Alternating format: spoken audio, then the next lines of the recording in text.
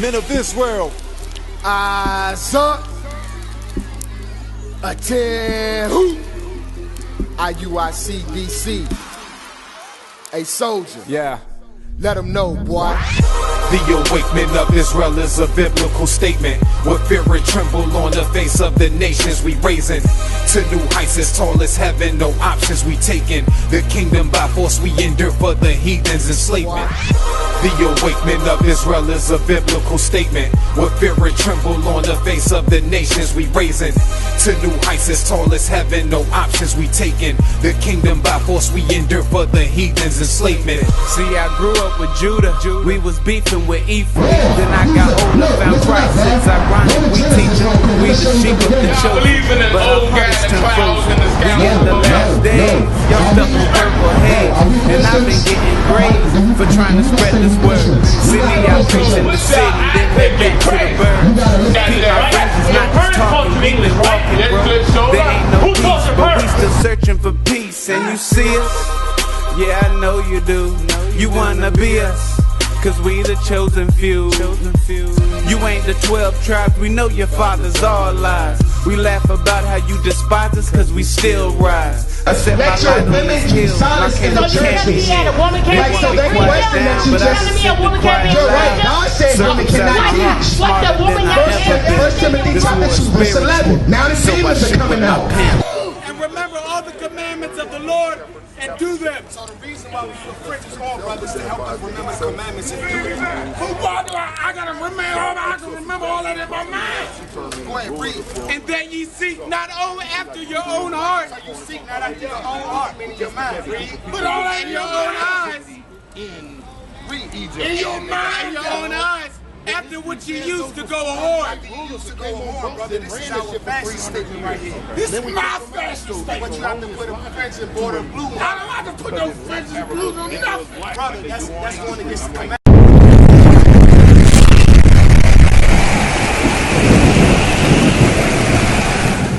My brother over there, I see you've been, listen, I got a question for you, bro.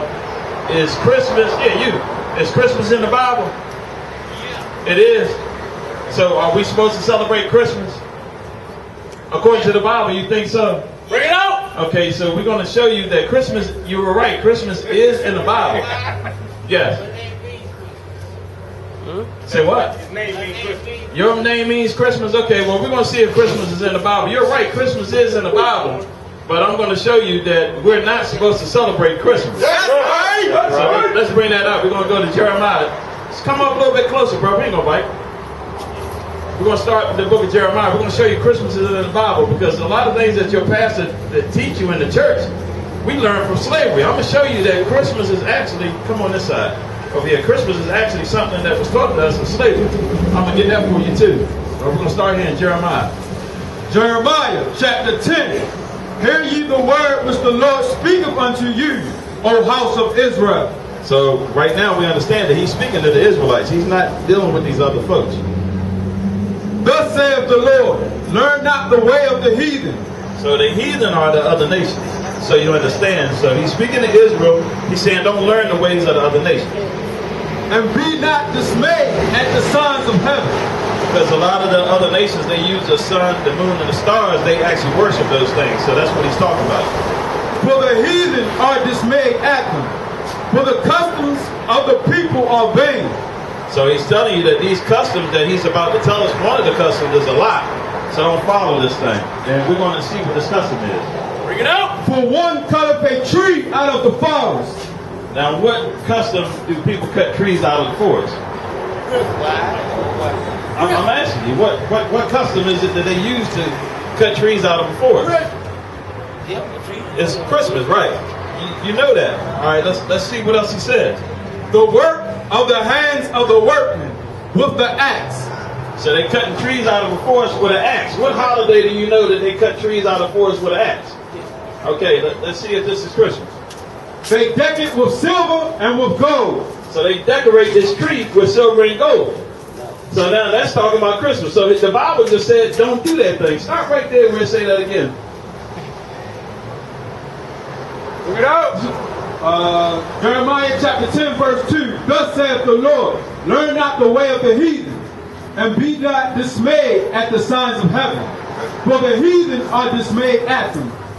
For the customs of the people are vain.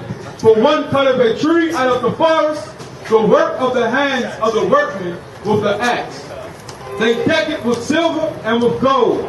So that's your Christmas. And the Bible says don't do that thing. But see, this is where we learned it from. We're going to go to this book right here, When I Was a Slave. Because the slave master taught us Christmas, not God. So I just want you to be clear on that. So this is right here, read this right here. This is a memoir of a slave. This is going to show you where we learned Christmas at. This is a book called When I Was a Slave. Yeah, bring it out. They give all the niggers fresh meat on Christmas and a plug of tobacco all around. The highest cotton picker gets a suit of clothes, and all the women that had twins that year gets an outfit of clothes for the twins in a double warm blanket. So what that's telling you is that in slavery is where we got that custom from. And who do we get that custom from? We got it from the so-called white man. What does the Bible call him? It calls him a heathen because he's not on this side right here. He's outside, so that's a heathenish custom that we didn't keep that custom, brother. And I'm going to show you another custom that they gave us that's actually that what you're doing today is you're supposed to be doing. We're supposed to have church today, not on Sunday. That's right. Sunday church is actually started by the slave master. So I'm going to show you that too. And we're going to get that here. Sunday church, right out of the same book. Let's get that. Right there, Sunday church. Bring it up! We had the best mistress and master in the world, and they was Christian folks, and they taught us to be Christian-like too. Every Sunday morning, old master would have all us niggas to be the house while he would sing and pray and read the Bible to us all.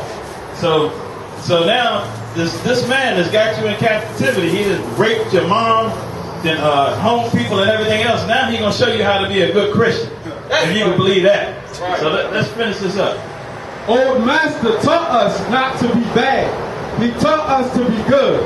He told us to never steal nor to tell false tales. Now he done stole every damn thing he got, but he going to teach you not to steal. Now what kind of sense did that make? And he's teaching you on a Sunday. So I want you to get what I came here for, because the purpose was the fact that they taught us to go to church on Sunday. We learned that in slavery out of this book right here. That's what this is showing you right here. So that's what I wanted. We're going to finish this up right here. And not to do anything that was bad. He said, you will reap what you sow, that you sow it single and reap double. And he's right about that. He was actually right about that, because he's going to reap what he sowed. That's right. You think he's getting away with what, all the stuff that he did? We're going to show you that he's going to reap what he sowed. But right now, we're going to show you that the church, you're supposed to have church today. Go to Leviticus 23 and 3. We're going to show you that. Day and 7 days. That's right. Today. So what I'm saying is, all of these people going to church on Sunday, celebrating Christmas, though that's not in the Bible. That's what I'm showing you. So what I'm saying is, these churches that these people are going to, they learning lies. That's right. What we proving. That's what we're proving. That they sitting up there. I'm going to show you that it's a lie, and they wasting their time going to the church. I'm going to show you that. Leviticus chapter 23, verse 3. 6 days shall work be done, but the 7th day is the Sabbath of rest, a holy convocation. A holy convocation means a holy gathering. So today is supposed to be church, right? Not Sunday. So we're having a holy gathering right here today, and I'm going to show you. And this is the question that Christ has got for your pastor right here. Go to Matthew 15 and 3. Christ got a question for your pastor, and I want to see what you think about what your pastor should say to this question. Matthew chapter 15, verse 3. But he answered and said unto them, why do you also transgress the commandment of God? Because we just read a commandment of God. You're supposed to have church today on the Sabbath. By your tradition. The traditions you learned in slavery, going to church on Sunday, which I just showed you in that book, where we got Sunday church from. We got it from our slave master. That's a man-made tradition. The Bible says we're supposed to have church today on the Sabbath. But the slave master said, no, y'all niggas going to church on Sunday. So now this is what Christ is going to say to them, 15 and 9. Get that. Matthew 15, verse 9. But in vain they do worship me. Meaning that you going to church on Sunday, you worshiping him in vain. He's not listening to you. The reason why he's not listening to you because you're in sin. I'm going to show you that. Go to John 9:31. We're going to show you. He don't even hear your pastor. Your pastor, you doing all that hooping and hollering and rolling around on the floor. God ain't even hearing him. That's right. Bring it out. John chapter 9 verse 31. No, now we know that God hears not sinners. So he's saying that God don't hear sinners. Let's read that again. That's I want right. to say again because I just showed you that he's in sin. Chapter 9 verse 31. Now we know. Sabbath is a commandment. So if your pastor is doing church on Sunday, he's in sin. So while he's up there preaching on Sunday, he's worshiping. We're going to go back to Matthew 15 and 9. We're going to read that again. I'm going to show you. He's worshiping him in vain because God is not hearing nothing he's saying. Right. Or the old church woman that's sitting in the front with the hat, he ain't listening to that garbage either. Bring it out. Matthew chapter 15 verse 9. But in vain they do worship me, teaching for doctrines the commandments of men. Because that's what you get taught. The doctrines and commandments of men. He say, come to church every Sunday. He say, y'all do Christmas. That's doctrines and commandments of men. That's not in the Bible. I just showed you Christmas is not to be done. Right. You understand what I'm saying? So what we're doing is we're showing you that what we learned in slavery came from this image right here. That's right. The true image is a description of Christ is given. It looks more like this right here. But along with this image right here comes a doctrine. And that doctrine is Christianity, which was taught to us in slavery. Go to church on Sunday, do your Christmas and your Easter, all these things that are not biblical. So now, this is what's going to happen once your pastor dies and he goes on, or when Christ comes back, this is what Christ is going to say to him. Give me Matthew 7 and 21. Yeah, bring it out. Matthew 7 chapter 21. Not everyone that saith unto me, Lord, Lord, shall enter into the kingdom of heaven.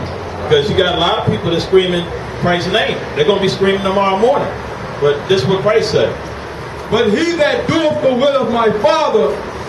So him that doeth the will of his Father, the ones that, let's do it again. Start from the top. Matthew chapter 7 verse 21.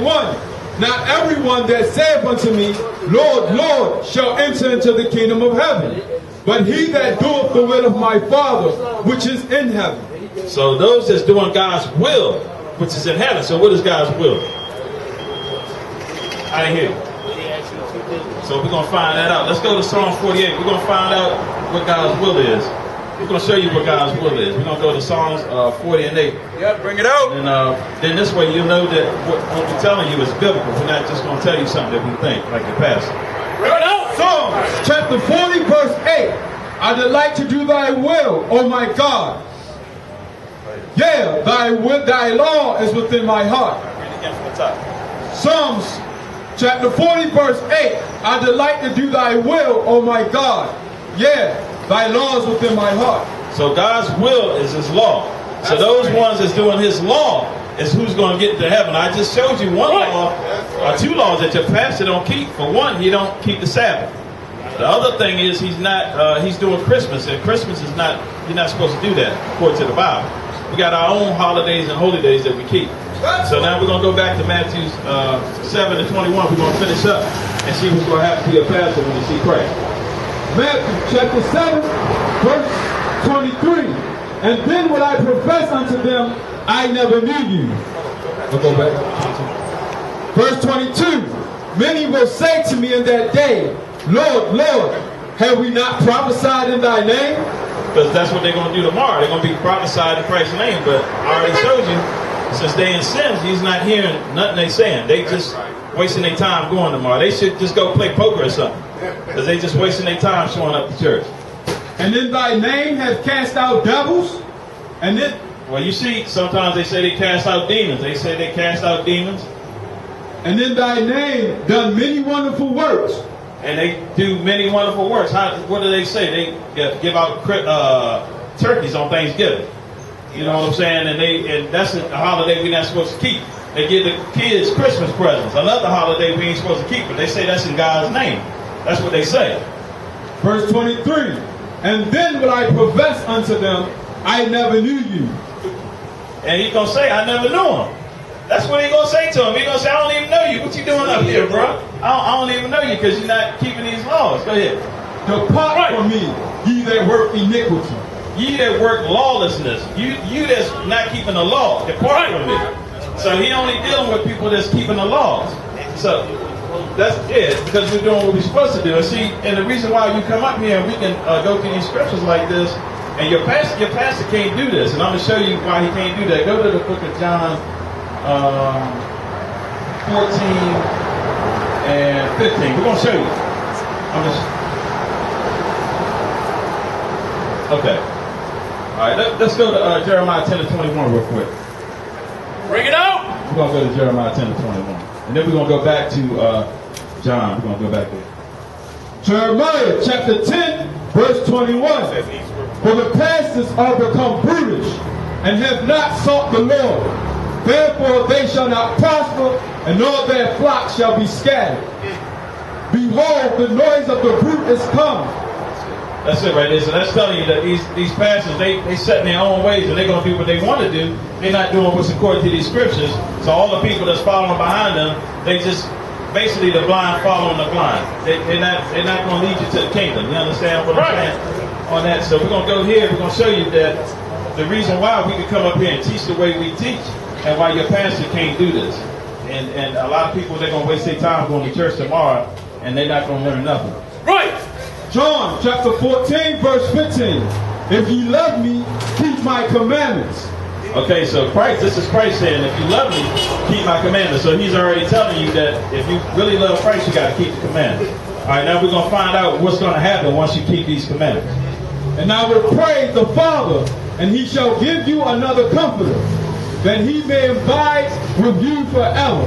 So he's going to send you a comforter. We're going to find out who this comforter is. Go to verse 26. Bring it out. John chapter 14, verse 26. But the comforter, which is the Holy Ghost. So that comforter which talked about is the Holy Ghost. So we're going to find out what's going to happen once he sends the comforter your way. Because remember, he said that you got to be keeping these commandments for him to send the comforter to you. So your pastor already showed you he's not keeping the commandments. So for him to stand up there and tell you he's filled with the Holy Ghost, it's not biblical. You understand what I'm saying? It's not biblical. Okay. But the comforter, which is the Holy Ghost, whom the Father will send in my name, he shall teach you all things. So that's how you learn the Bible. You understand what I'm saying? So until you actually start keeping these commandments, you're not going to know this Bible, because Christ is not going to send you the Holy Spirit to be able to teach you the Bible so you can break this thing down right here. Right. You understand what I'm saying, bro? Now, do you know who you are on this sign right here? Do you know how we came up with this? Were you out here listening to the brothers? Okay, well look, I'm gonna show you that which tribe are you from? According to the sign, which one of these nationalities are you? Are you American Black, West Indian? You're American Black. So Judah, you know Christ actually came out of the tribe of Judah. Right. That's in Hebrews 7:14. I'm going to show you that if Christ was on the earth today, he'd be an African American. That's right. Yeah, he's black. But I'm going to show you that he's out of the same tribe. You're out of Christ. You related to Christ. That's right. That's what I'm showing. Hebrews chapter 7, verse 14. For it is evident that our Lord sprang out of Judah, of which tribe Moses spake nothing concerning priesthood.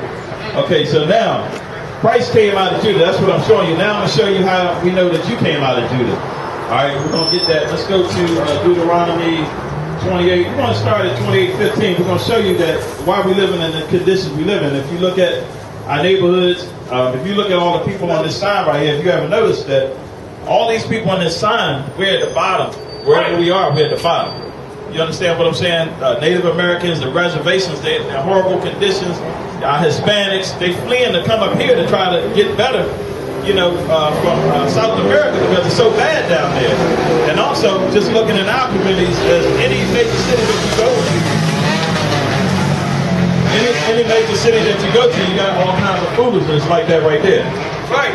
With our people. So we're going to show you how we got there according to the scriptures. Let's start. We're going to start at Deuteronomy. I'm going to start at 1:1 real quick, just to show you that Moses is talking to the Israelites. He's not talking to the other nations. Bring it out. Deuteronomy chapter 1, verse 1. These be the words which Moses spake unto all Israel. Okay, now we're going to, just to show you that he was talking to Israel. Now we're going to go to. We're going to start at 15 to show you what happened to us. Deuteronomy 28, verse 15. But it shall come to pass, if thou wilt not hearken unto the voice of the Lord thy God, to observe to do all his commandments and his statutes which I command thee this day, that all these curses shall come upon thee and overtake thee. Okay, so now what Moses is saying is, if y'all don't do these commandments, which I already established that we got to do the commandments, that something bad is going to happen to you. So we're going to find out what bad things happen to us, and we're going to show you, according to the scriptures, how we know that these curses only fit one group of people, and that's us. Right, all right, let's get down to, I'm just going to jump to 32 real quick, and you tell me who this happened to. Deuteronomy 28, verse 32. Thy sons and thy daughters shall be given unto another people, and thine eyes shall look and fare with longing for them all the day long. Now I'm going to ask you, whose sons and daughters was given to another people? Who that happened to? It happened to us, right? Okay, so you remember seeing that happen to who? The white people. Oh, no, man. Nah, I'm standing on who it happened to right here. Oh, we was given to the white people. Yeah. Oh, okay, I got you. I ain't hearing you. Speak up. Yeah, nah, you're right. We were given to the white people. Yeah, so that's 1 hour away, right? Okay, so let's go to 37. Let's go there. Deuteronomy 28, verse 37. And thou shalt become an astonishment, a proverb and a byword among all nations whither the Lord shall lead thee. So it says a proverb, astonishment, a proverb, and a byword. So a byword, a proverb is black folks like chicken, niggas always late, stuff like that. A byword is colored, African American, black, nigga, coon, all that. They're saying that's what the Bible's telling you, that's what we'll be called, because we never called our original names, which are right here on the sign. You understand what I'm saying? Right. So we're going to jump to 48. Let's go to 48. Deuteronomy 28, verse 48.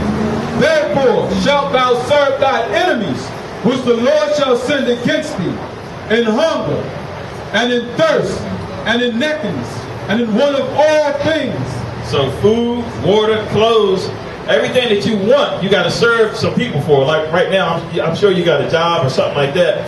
So in order for you to be able to buy these things, you got to serve, you got to serve other people. In slavery, we had to serve our slave master to get all of these things. That's what the scripture is saying. Go ahead. But we're going to find out what happened once we served them for all these things, what happened to us back then. And actually what's happened to us today. And he shall put a yoke of iron upon thy neck until he have destroyed thee. So that's what he did. He put yokes of iron upon our neck until we've been destroyed. Just like right now, you're destroyed because you don't know who you are. You understand what I'm saying? We've been destroyed from our true heritage because once they broke us down, they forbid us to read and to write, to tell our history to our kids and all of that thing. They completely destroyed us. That's what it's talking about, not killed us. Right. So let me ask you, how do we get here as black folks? How do we get to America? I said, how do we get here? You don't know our history, man? Let me give you a hint. You remember that? I mean, does that look familiar to how we got here? According to history? So it was a slave ship, right? So you think that's in the Bible? Let me ask you. You think that's in the Bible? Yeah. Well, we're going to show you. It's in the Bible. Bring it out! Bring it out! Deuteronomy 28, verse 68. And the Lord shall bring thee into Egypt again with ships. Now, don't get tripped up by the word Egypt. That word means bondage. I'm going to show you that right here. We're going to get that for you. Exodus chapter 20, verse 2. Listen close. I am the Lord thy God, which have brought thee out of the land of Egypt, out of the house of bondage. So that's showing you that word Egypt means bondage. Okay, so now we're going to read this scripture again, but we're going to change the word Egypt with bondage when we read it to get you to understand.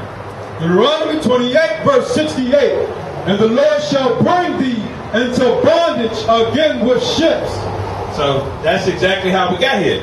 On ships. That's what that scripture, this is a prophecy. This is actually prophesied like 3,000 years before it happened, to let you understand that this book is a real book. Now we're going to find out what happened once we got over here on slave ships, because the Bible actually tells you what happened to us when we got over here on slave ships. Right. by the way whereof I spake unto thee, thou shalt see it no more again. And there ye shall be sold unto your enemies, for bondmen and bondwomen. So it's saying once we got off the slave ships, we're going to be sold for slave men and for slave women to our enemies. You understand what I'm saying? So the Bible's calling the people that we got sold to our enemies. Yeah, exactly. So do you think that God can hate? You don't think that God can hate? Bring it out! Bring it out! Let's go to, first let's get that problem. We're going to go to Sirach 12 and 6. We're going to show you that God does hate. All right? God don't love everything. He don't love everybody. He got groups of people that he hates. We're going to show you that. Sirach chapter 12 verse 6. For the Most High hateth sinners, and will repay vengeance unto the ungodly. So we know God hates sinners. So that's He don't clear. hate them, he love them still. Oh no, sis. That's contrary to the Bible. Sis. Bring it out! Read it again for you in case you're hard of hearing. Bring it out! Sirach chapter 12 verse 6. For the Most High hateth sinners, That's right! and will repay vengeance unto the ungodly. That's talking about you, sis, because you in sin right now. So he hating on you until you get yourself together.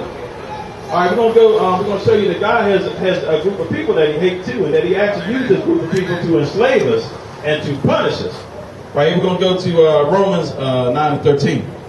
Romans chapter 9 verse 13. As it is written, Jacob have I loved, but Esau have I hated. Right! So now Jacob is the forefather of the 12 tribes of Israel. That's the people on this side. Esau is the father of the so-called white man. That's right. So the Bible is telling you, a lot of people, they get mad at us when we bring out the scripture because they say, oh, we a hate group. Now, I didn't write this book. This book was written thousands of years before I came here.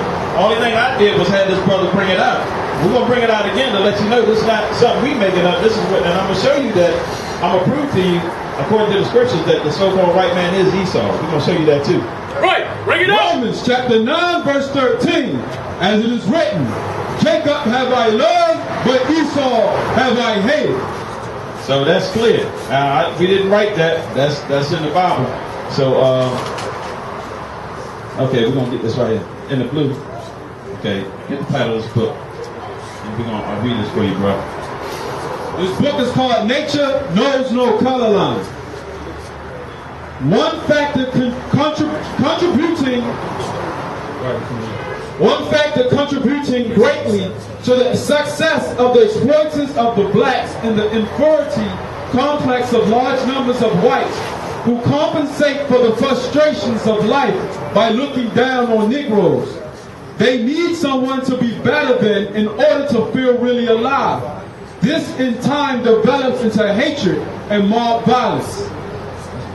Okay, so that's just giving you a little description of the so-called white man. Somebody can give me that book, Baby Names, out of my bag. I'm gonna show you that the white people know who they are according to the Bible. Like I just told you, yeah, right there. I got a couple books in there, but I just showed you that God said He hates Esau. So now the question probably be, well, how can we prove that Esau is the so-called white man?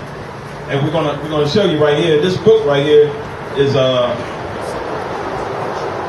gonna let him get it. This is, the book name is Classical Biblical Baby Names. All right, this book is written by white people with baby names from the Bible. So if you want to name your child, you want to pick a name for your baby, they have the name and then they also have the description of what the name, is about. So this is Esau. We're looking at Esau right now. According to the commentaries on Hebrew scripture, Esau is considered a significant character in world history and the forefather of the Roman Empire. Okay, so what color was the Romans? Come on, man. This ain't this ain't hard, man. They was white, exactly. So now I'm going to show you in the Bible. We're going to go to Genesis 25 and 25. We're going to show you the birth of the white man, so you can understand that everybody. We're going to start at Genesis. Let's start at Genesis 2 and 7. We're going to show you that everybody before was black, and then we're going to go to 25 and 25 and show you the birth of the white man. All right. Genesis chapter 2 verse 7. And the Lord God formed man out of the dust of the ground, Okay, so what color is the dirt in the ground? It's brown. Exactly. So all men were brown. So now we're going to show you the first white man that's recorded in the Bible. Genesis 25:25.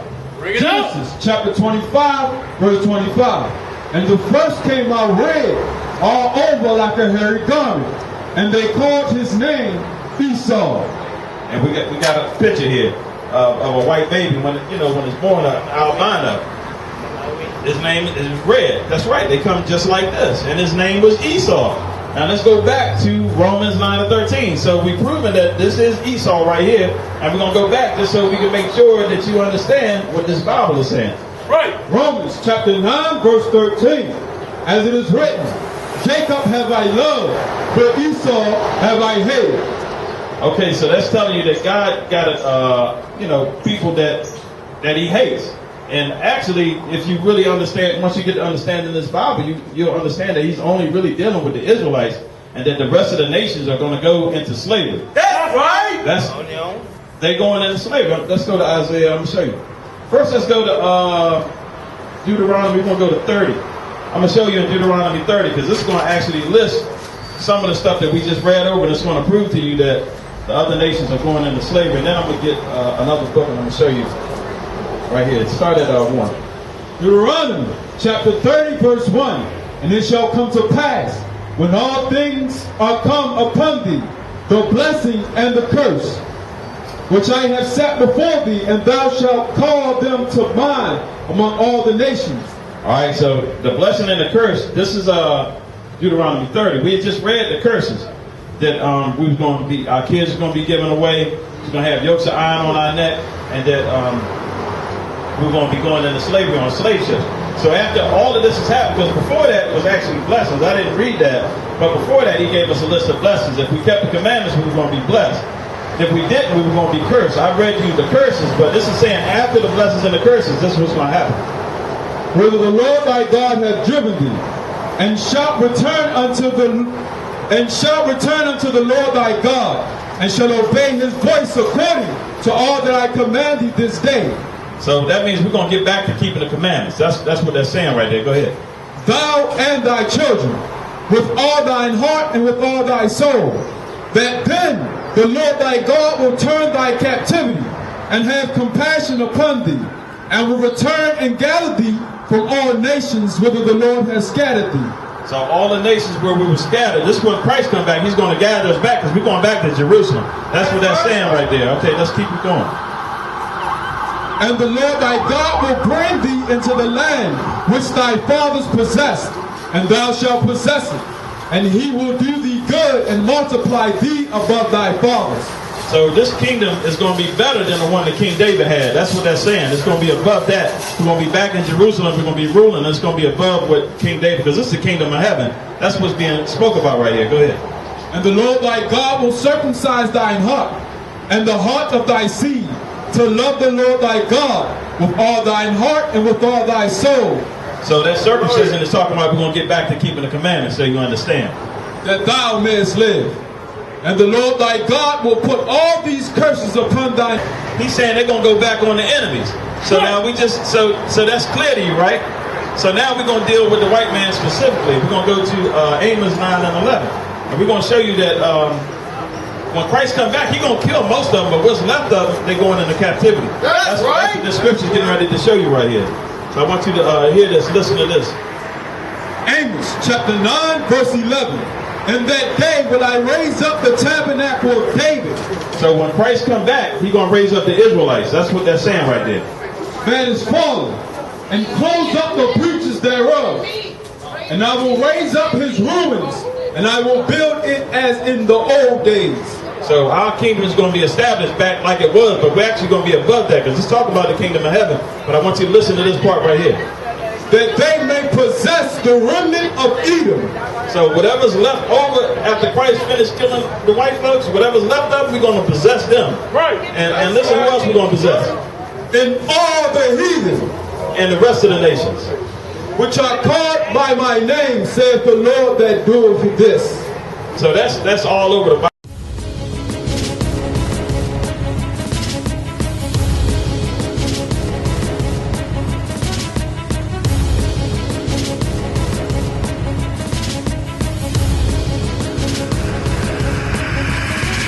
Shalom, Israel. I'm Elder Nathaniel of Israel United in Christ.